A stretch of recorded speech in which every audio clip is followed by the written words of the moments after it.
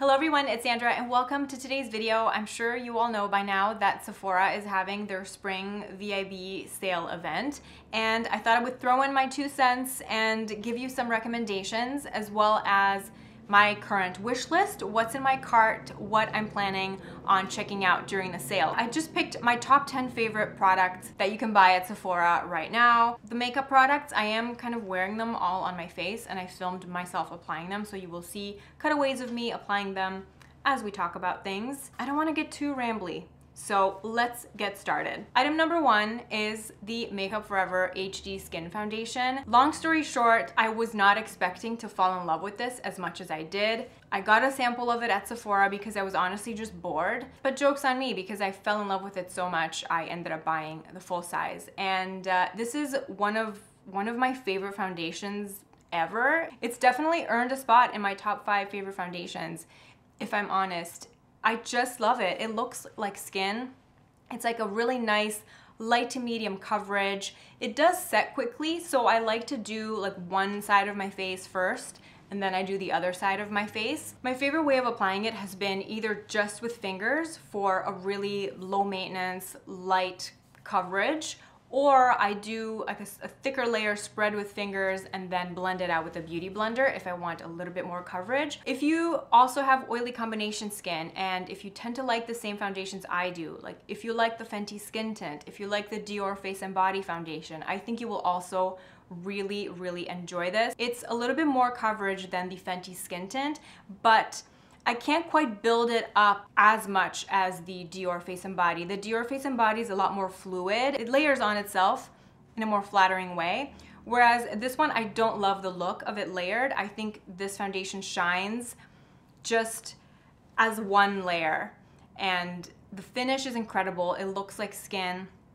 And it wears so well throughout the day. That's why I love it so much. It wears beautifully. Every day when I wear this, I'm just really happy with the way my makeup looks all day long. I use shade 1N14 for reference, which is a pretty good shade match. I wish it was a little bit more neutral. It's a little bit yellow, but it ends up working out. You know, it's not a full coverage foundation, so I'm definitely able to make it work. When it comes to concealer, I'm mentioning 3, but I'm counting them as 1 because depending on your concerns and needs, I feel like there's like one formula that would be better for your purpose than the other. Starting out with my current favorite, I feel like it's been my favorite under eye concealer probably for the last year, maybe even longer, but I still love it and I had to give it a shout out because you can get it at Sephora, and it's the Giorgio Armani Luminous Silk Concealer. I use shade 4.5 and this is my go-to everyday under eye concealer. It's not a full coverage concealer. I'd say it's like, again, like a medium coverage concealer, and it just has the most beautiful luminosity to it. It's luminous but flattering, and it sets too. It's not like luminous and oily under the eyes. It just looks really beautiful, and even if I set it with a little bit of like a sheer powder, I feel like the luminosity kind of still shines through a bit, and it just makes my under eyes look really nice and fresh. Now, I also have to give a shout out to these two, which are actually very similar products. The first is the Giorgio Armani Power Fabric Concealer. I use this in shade 4. And the Lancome Teint Idole Ultra Wear Concealer. I use this most of the time. I use shade 215. I also have shade 250, which is a bit more yellow. But in terms of like under eye usage, I use 215 the most. And comparing the ingredients lists, they are nearly identical except for 2 differences. The Giorgio Armani formula contains vitamin E, and instead of vitamin E, the Lancome concealer contains a couple of plant extracts aimed to like firm the skin. What that minor difference in the ingredients list accomplishes in terms of the formula is the Giorgio Armani concealer ends up being a little bit more emollient. So if you're somebody that struggles with a drier under eye area, this would be a better fit for you under the eyes because it has a little bit more emollients to it. This sets quicker and lasts longer. So if you have like normal to even oily under eyes or eye area, this will give you a bit more longevity. But for me and for my skin type, oily combination skin, this works better as an all-over concealer. You know, I can use this under my eyes, I can use this on my face. It ends up lasting a bit longer. Whereas this, if I use this all over my face, I find that the coverage fades faster throughout the day. But if I'm having like a drier, under-eye day, this performs better under my eyes. Under-eye concealers, I feel like the older that I get, the more picky I am with my under-eye concealer textures. You know how I feel about base products, foundations, concealers. I absolutely love trying different ones. I love playing with different ones depending on what I'm doing for the day, the look I'm going for, the under-eye situation. So for me, it's always nice to have a little concealer wardrobe, and I can just kind of mix and match and pick whatever product I think will perform best for that day. I did swatch all three of these, and I will show you on the screen here. You can definitely see that the Giorgio Armani Luminous Silk Concealer has the most luminosity. So I thought it'd be helpful to just see what the colors look like compared to each other, and also the finish of the concealers. Next, let's talk cream blush, and I won't go on too much about this because you already know how much I love these, but these two particular shades of the Tower 28 cream blush, I think they're perfect for spring. I'm really into blush right now. I don't know if you are the same. That jolt of color, I feel like it makes me so happy, and yeah, I've just been enjoying brighter blushes. Usually I'm like a nude, neutral, browny, rosy blush kind of girl, but not lately. So these are my top picks from Tower 28. The first is the color Happy Hour, which is just the most gorgeous pinky coral. I love this so much. This actually is really nice in the winter as well, but it's beautiful. Beautiful for spring, beautiful for summer. These look really nice on the lips as well. And this is Rush Hour, which is just the most gorgeous peach. So perfect for spring. This is what I'm wearing today, and they're just so easy to work with. That's what I love about them. They're really easy to work with, easy to blend. They have like a soft luminosity to them, but they're not sticky or heavy, and I find that they wear nicely on my skin. For powder blush option, the Laura Mercier Blush Color Infusion Blush. I really love this shade for spring and summer. It's the shade Peach, and I did swatch it alongside the Tower 28 blushes so that you can see how they compare with each other. They're all a little bit different, okay?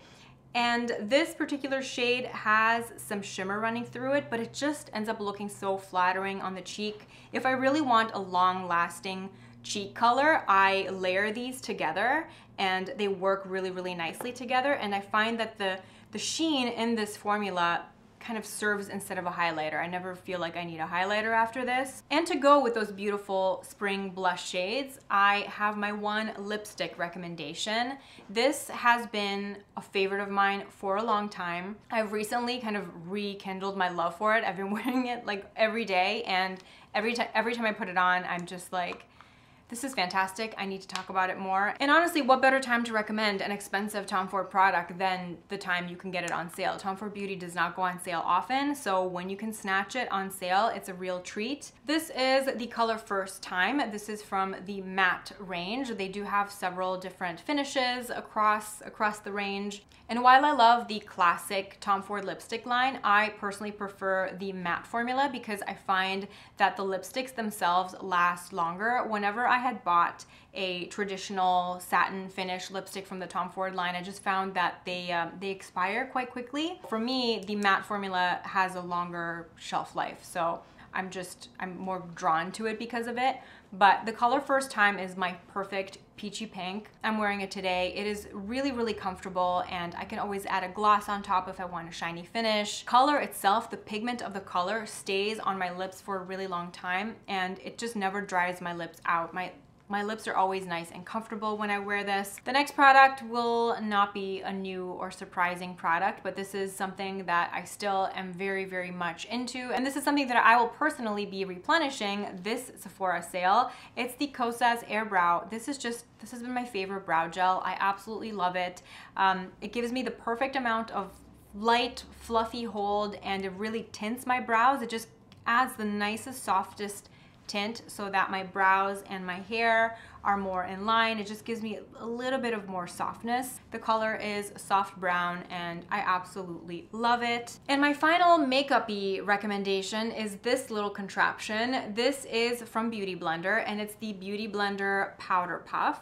Now, I think this is out of stock right now. It keeps going in and out of stock. I think it went viral on TikTok. I love the shape of it. It has a tapered edge. You can slide your finger in there, and there's obviously there's a velour puff on one side and there's a spongy side on the other side. So it's really nice for touch-ups or for just setting the face. And what I've been doing at the very end of my makeup routine, like after I've applied all my products, I just take a little bit of loose powder.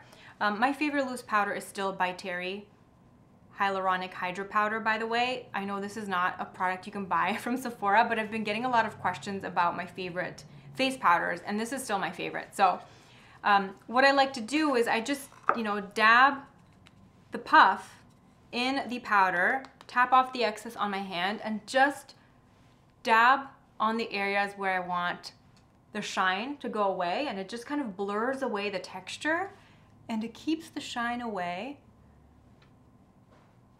And it just looks really, really nice and flawless. I've been loving this tool. It's so, so good. I've even tried it with my pressed powder, with my little Sicily HD powder, and it works really well. I've seen people use it with their Charlotte Tilbury airbrush powder, and it also looks amazing. It just does such a good job on those areas where we have, larger pores, where we want the shine to go away. It just does such a good job at totally smoothing out that surface. I'm sure this works great with the Mercier setting powder as well. This is amazing. If you can get your hands on it, definitely check it out during the Sephora sale because it has been great. I have to give a shout out to my favorite deodorant. This is the best aluminum-free deodorant that I've tried, one of the few that actually works.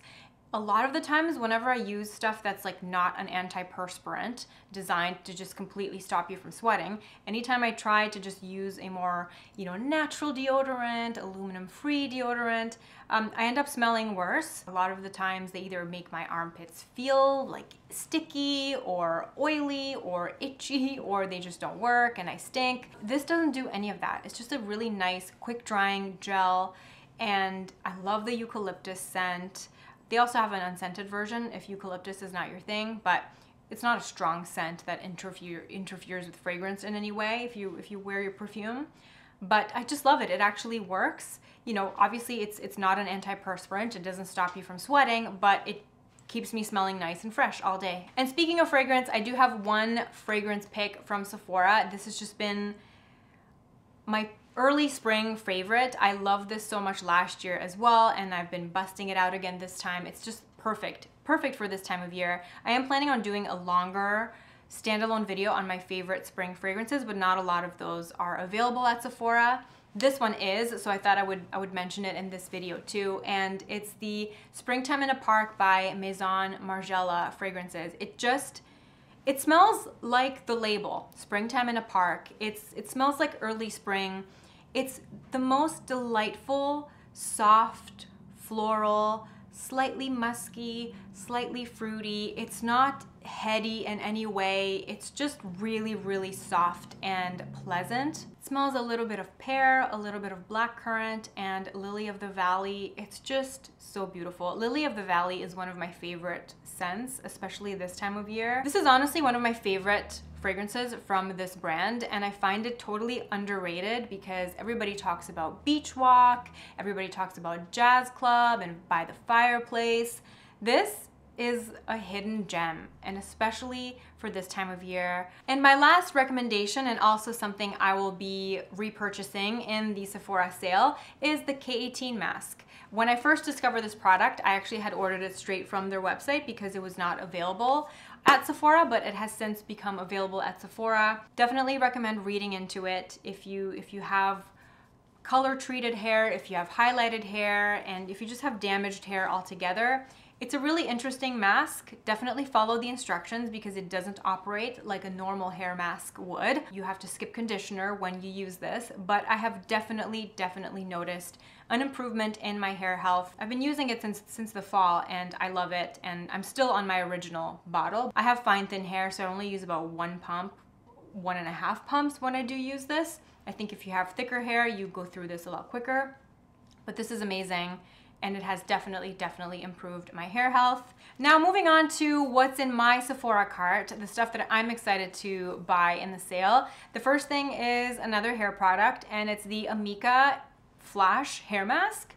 I am so excited to get my hands on the full size because I had a sample of it and I used it and I was blown away by how much I loved it. So I'm very excited to get my hands on the full size and see if the full size can deliver as great of a result as my sample of it did. It's one of those instant, quick working liquid hair masks that you apply in the shower, and it works in like 2 minutes, and it just left my hair feeling so sleek and shiny and healthy, and I feel like it really refreshed my color as well. So I'm very excited to get my hands on the full size because I loved my sample. It also smelled really good. I also have the Dior Backstage Concealer in my Sephora cart. This is something that I see mixed reviews on. So it's definitely something that I'm not planning on just ordering online. I want to check this out in person because if it doesn't have more coverage than concealers I already have, then I don't need it. You know, it will be redundant, but if it has a bit more coverage than these, I would want to check it out. I think the shade 2N would be good for what I'm looking for. And you know I love the Dior Face and Body Foundation, so I'm curious about the concealer. Another Dior product, and this is something that really excited me because the Dior Addict lipsticks were some of the old Dior Addict lipsticks and the Addict Extreme lipsticks were some of my favorite lipsticks of all time. I had so many shades. I still have one here from the archives, and it's honestly a miracle that it doesn't smell bad. It still looks and feels really good. Then Dior got rid of these, and then they reformulated their old Addict lipsticks, and the new formulas were garbage.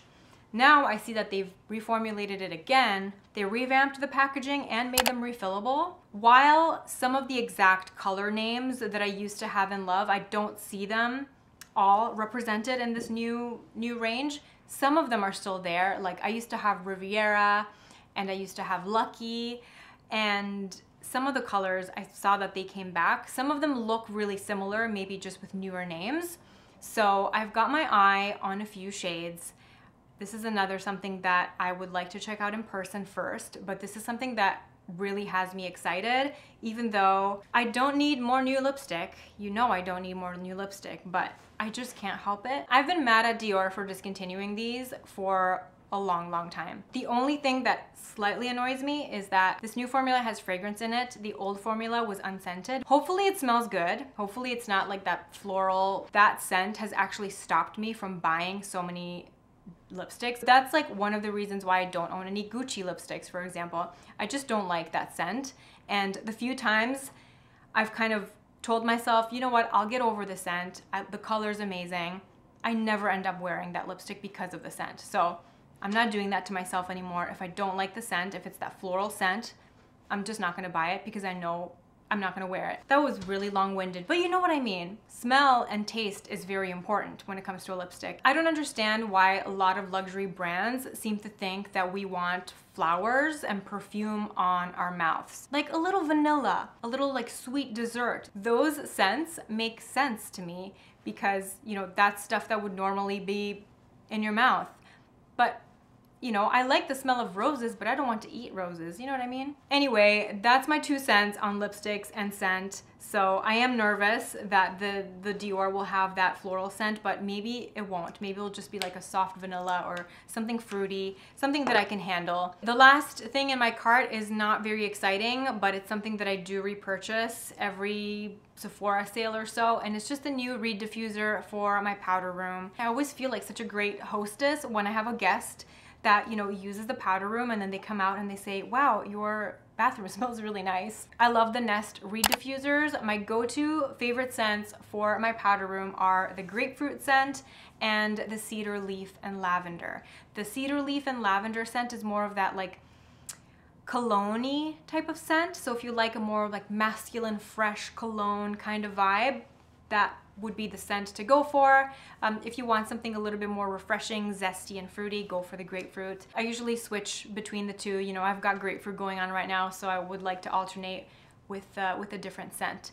But yeah, that's it for me. That's it for my current Sephora top 10 picks and what I'm planning on buying. I obviously want to know what you're buying, so please feel free to share what's in your cart in the comment section below. I'm so nosy. I love seeing what's in people's Sephora carts. As always, thank you for hanging out, and I will see you in my next video. Bye.